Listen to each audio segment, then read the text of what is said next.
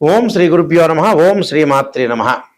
శుక్రగ్రహము మే 14వ తారీఖున శుక్రుడు మిథున రాశిలో ఉదయం 10 గంటల 53 నిమిషాలకు ప్రారంభమై జూన్ 8వ తారీఖు సాయంత్రం 5 గంటల 42 నిమిషాల వరకు కూడా శుక్రుడు మిథున రాశిలో సంచారం చేస్తాడు. అంటే ఒక బుధక్షేత్రంలో శుక్రుడు మిథున రాశిలో సంచారం చేయటం వల్ల ఎలాంటి ఫలితాలు ఉంటాయి? సహజంగా గోచారీత్యా శుక్రుడు 1, 2 తమన్న రాశి నుంచి 1, 2, 4, 5, 8, 9, 11 స్థానాల్లో సుఫలితాన్ని ఇస్తాడు. మిగతా చోట్ల మిశ్రమ చెడు ఫలితాలను ఇస్తాడు. ఇవన్నీ కూడా గోచారీత్యా చెప్పబడే ఫలితాలు అంటాడు.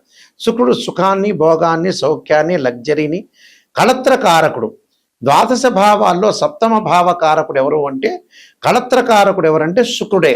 అంటే వివాహాన్ని, లగ్జరీని, వాహనాలు, అలానే కాస్మెటిక్స్, దుస్తులు, బంగారు ఆభరణాలు, హోటల్స్, రెస్టారెంట్స్, ఫుడ్డు, ఫ్యాన్సీ, ఇలాంటివన్నీ కూడా గేమ్స్, సినిమాలు, యూట్యూబులు, కళాకారులు, హార్మోనియం, సంగీతం, సినిమా యాక్టర్సు, డైరెక్టర్సు, నిర్మాతలు, అలానే సింగర్సు, ఇలాంటివన్నీ కూడా ఏమవుతుందంటే ఇలాంటి వాటిలన్నిటి కూడా కారకత్వం ఏమిటంటే శుక్రుడు బాగుంటే ఈ విద్యలన్నీ వస్తాయని అర్థం. అలానే శస్త్ర విద్యలు కూడా అంతే. అంటే శస్త్ర విద్యలు అంటే డాక్టర్ ఆపరేషన్ కాదు, బాణాలు అని అర్థం. అంటే పాత రోజుల్లో రామాయణంలో వాటిల్లో ఉంటాయి కదా, అలాంటి బాణాలు వేయటంటే ఒక కళ, ఒక ఆర్ట్, పెయింటింగు, ఆర్టిస్టులు, ఇలాంటివన్నీ కూడా శుక్రగ్రహం అనుకూలంగా ఉంటేనే ఇవన్నీ జరుగుతాయి అని అర్థం. నేను చెప్పిన విద్యలన్నీ కూడా రావాలి అంటే శుక్రగ్రహం యొక్క అనుకూలత ఉండాలి. ముఖ్యంగా ప్రధానంగా వివాహకారకుడు శుక్రుడు. కాబట్టి ఇక్కడ కొంతవరకు ఒక 20% వరకు కూడా గురువు సంతానకారకుడు 80% గురువు అయినా 20% కూడా శుక్రుడు కూడా కారణభూతుడు అవుతాడు సంతానానికి. అందువల్ల శుక్రకణాలు అని అంటారు. కానీ ఒరిజినల్గా సంతానకారకుడు గురువే. మన జ్యోతిష్శాస్త్రం ప్రకారం కొద్దిగా సపోర్ట్ చేసేవాడు ఏంటంటే శుక్రగ్రహం. అందువల్ల శుక్రబలం అనేది ఉండాలి, వివాహం జరుగుతుందని అర్థం. ఎంత సంపాదించినా కూడా వివాహం అనేది చాలా ఇంపార్టెంట్, సంతానం కలగటం కూడా ఇంపార్టెంట్. అయితే ఇవన్నీ కూడా గోచారరీత్యా చెప్పబడే ఫలితాలు. ఈ శుక్రగ్రహం వల్ల ద్వాదశ భావాలకి, మేషాది ద్వాదశ రాశుల వాళ్ళకి ఏ విధంగా ఉండబోతుందో ఒక్కసారి మనం తెలుసుకుందాం. మేషరాశి వారికి ద్వితీయాధిపతి అలానే సప్తమాధిపతి అయిన శుక్రుడు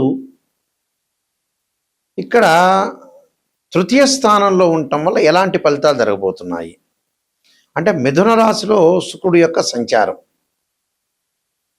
తృతీయ స్థానంలో ఉండటం వల్ల మేషరాశి వాళ్ళకి వృత్తి, ఉద్యోగ, వ్యాపారాల యందు కొంత ఆటంకం కలగకుండా చూసుకోవాలి. అంటే చిన్న చిన్న ఆటంకాలు, భయభ్రాంతులు చెందాల్సిన పని లేదు, చిన్న చిన్న ఆటంకాలు.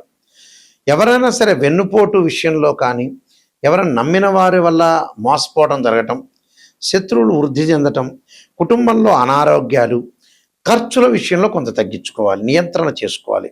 ప్రయాణాల వల్ల వ్యయ ప్రయాసాలు కలగటం ఒకటి, శ్రమకు తగ్గినట్టుగా ఆదాయం ఉండకపోవటం, శ్రమకు తగ్గినట్టుగా గుర్తింపు లేకపోవటం జరిగే అవకాశాలు ఎక్కువ ఉంటాయి. వివాహ శుభ కార్యక్రమాలు కొంత వాయిదాలు పడటం, దగ్గరకు వచ్చినట్టు వచ్చి సంబంధాలు వెనక్కి వెళ్ళటం ఒకటి. అలానే ఏదో వస్తువులు కొనుగోలు చేయాలనుకుంటున్నారు, ఆ కొనుగోలు చేయలేకపోవటం, విద్యార్థులకు అధిక శ్రమతోటి ఉత్తీర్ణత సాధించటం. అంటే శుభ కార్యక్రమాల్లో, పెళ్ళిళ్ళు కూడా, వివాహాలు కూడా వాయిదాలు పడే అవకాశాలు ఉంటాయి. అంటే నిశ్చితార్థాలు కానీ, వివాహాలు కానీ, ఇలాంటివన్నీ కూడా శుభ కార్యక్రమాలు ఏదైతే ఉంటాయో, గృహప్రవేశాలు, శంకుస్థాపనలు, ఇలాంటివన్నీ కూడా వాయిదాలు పడే అవకాశాలు ఎక్కువ ఉంటాయి. శత్రువృద్ధి కూడా బాగా పెరగటం. అంటే ఎవరిని నమ్మకూడదు, నమ్మినట్టు నటించాలి, అధిక ప్రయాణాలు తగ్గించుకోవాలి, ప్రయాణాల్లో ప్రమాదాల విషయంలో కూడా కొంత జాగ్రత్తగా ఉండాలి. జాగ్రత్తగా ఉండి ముందుకు వెళ్తేనే మీకు మంచి జరిగే అవకాశాలు ఖచ్చితంగా ఉంటాయి. వీడు తప్పకుండా చేయాల్సిన పరిహారం ఏంటంటే అమ్మవారి యొక్క ఆరాధన చేయాలి. స్త్రీలు ముఖ్యంగా అమ్మవారి యొక్క కుంకుమార్చన. శుక్రుడికి అధిదేవత, ప్రత్యదేవత, అధిష్టాన దేవత, అంతరిక్ష దేవతలు కూడా ఉంటారు. ఇక్కడ శుక్రగ్రహానికి ఇంద్రాణి అధిదేవత, ఇంద్రుడు ప్రత్యదేవత. అంటే ఇంద్రుణ్ణి ఆరాధన చేయాలి. ఇంద్రాణిని ఆరాధన చేయాలి. అధిష్టాన దేవత అయిన మహాలక్ష్మి రాజరాజేశ్వరిని కూడా భక్తి శ్రద్ధలతో కొలవాలి. అలానే శుక్రగ్రహానికి అంతరిక్ష దేవత అయిన కమలాదేవి యొక్క స్తోత్ర పాలనం చేయాలి శుక్రవారం రోజున. అలానే బొబ్బర్లు దానం చేయటం వల్ల కూడా వీళ్ళకి మంచి జరిగే అవకాశాలు ఖచ్చితంగా ఉంటుంది. ఎందుకంటే జాతకరీత్యా శుక్రుడు నీచబడినా, శత్రుక్షేత్రంలో ఉన్నా కూడా, శుక్రరాహులు, శుక్రకేతువులు, శుక్రకుజులు, శుక్రశనులు కలిసి ఉన్నా కూడా ఇలాంటి పరిహారం చేయటం వల్ల మనకి ఏదైతే శుక్రగ్రహం యొక్క దోషం తొలగిపోతుంది. వీలైతే భృగుపాస్పతాస రుద్రాభిషేకం చేయటం వల్ల కూడా వీళ్ళకి మంచి జరిగే అవకాశాలు ఖచ్చితంగా ఉంటాయి. శుక్రగ్రహం యొక్క అనుకూలంగా ఉంటే కొన్ని సుఫలితాలు జరుగుతూ ఉంటాయి. ఈ శుక్రగ్రహము గోచారరీత్యా అనుకూలంగా లేకపోతే వివాహ సంబంధించిన విషయాలు ఆలస్యం కావటం, బంగారు ఆభరణాలు కొనుగోలు చేయలేకపోవటం, సుఖంగా లేకపోవటం, లగ్జరీగా అనుభవించలేకపోవటం, వివిధ కళల్లో నైపుణ్యం అనేది తగ్గిపోవటం, డెవలప్మెంట్ అనేది కాలేకపోవడం శుక్రగ్రహం వల్ల జరుగుతుంటుంది. అందువల్ల మనకి శుక్రమహర దశ అంటారు. అంటే శుక్రమహర దశ ఏ విధంగా ఉండబోతుంది, శుక్రమహర దశలో మనకు ఎలా ఉండబోతుంది, శుక్రమహర దశలో ఎలాంటి రిజల్ట్స్ వస్తాయని మనం జన్మజాతకాన్ని బట్టి చూస్తుంటాం. ఇది గోచారరీత్యా చెప్పబడే ఫలితాలు మాత్రమే. జన్మజాతకానికి గోచారానికి చాలా లాట్ ఆఫ్ డిఫరెన్స్ అనేది ఉంటుంది. గోచారం 20% సపోర్ట్ చేస్తుంది, బర్త్ చార్ట్ అనేది 80% ఉంటుంది. అయితే మనం జన్మజాతకాన్ని చూసుకునేటట్టయితే 6, 8, 12 స్థానాల్లో శుక్రదోషం ఉండకూడదు.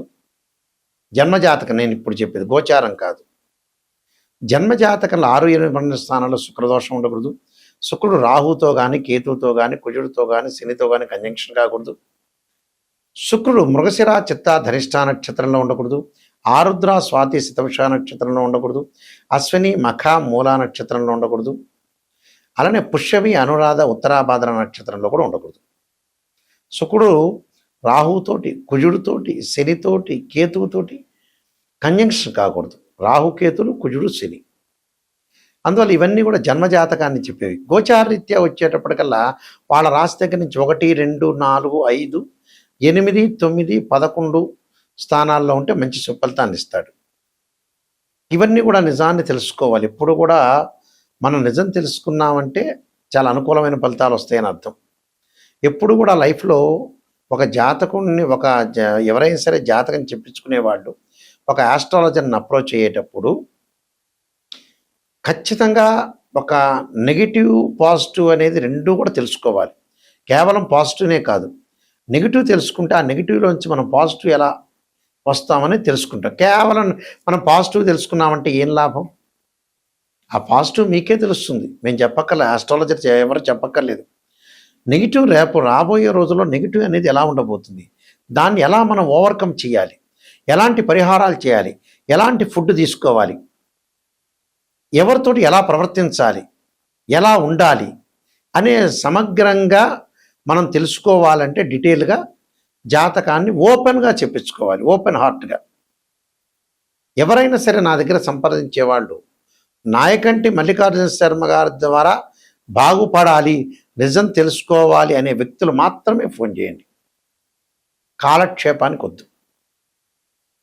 అలానే నేను కాలసర్పయోగ చంద్రిక, రాహుకేతులు, ఛాయాగ్రహాలు, వివాహ మార్తాండము, జాతక చంద్రిక, స్వప్నశాస్త్ర ఫలదీపిక, పుత్రగణపతి వ్రతము, సర్వదేవతా గోత్రలు పార్ట్ 1, పార్ట్ 2, బృహత్ పరిహార సింధు, అలానే పుత్రగణపతి వ్రతము, ప్రిడక్షన్ ఆఫ్ ఆస్ట్రాలజీ, నవగ్రహ దోషాలకి దశమహావిద్యల యొక్క స్తోత్ర పారణాలు, ప్రిడక్షన్ ఆఫ్ ఆస్ట్రాలజీ, ఇలాంటి నెంబర్ ఆఫ్ ఆస్ట్రాలజీ బుక్స్ రాశాను.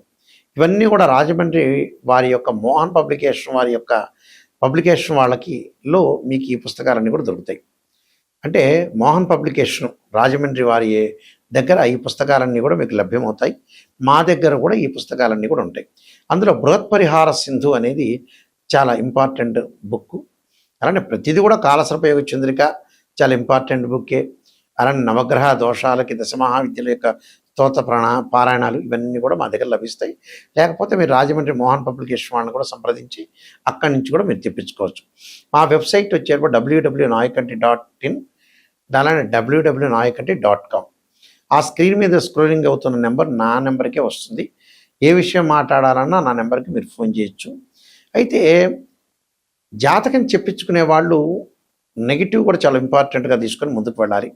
మా ద్వారా బాగుపడాలంటే ఖచ్చితంగా నెగిటివ్ పాజిటివ్ రెండు ఆలోచన చేయాలి. అలానే చాలామంది కూడా మ్యాథమెటికల్ క్యాలిక్యులేషన్ వేసి చాలామంది కూడా చెయ్యరు. ఆస్ట్రాలజర్స్ మ్యాథమెటికల్ క్యాలిక్యులేషన్ వేసి డివిజనబుల్ చార్ట్స్ చూసి డిగ్రీలను కూడా అనాలిసిస్ చేసి జాతకాన్ని చెప్పడం ఇంపార్టెంట్.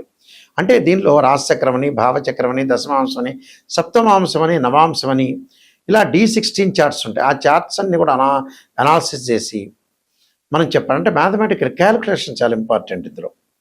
అలానే ద్వాదశ భావాధిపతులు అంటారు.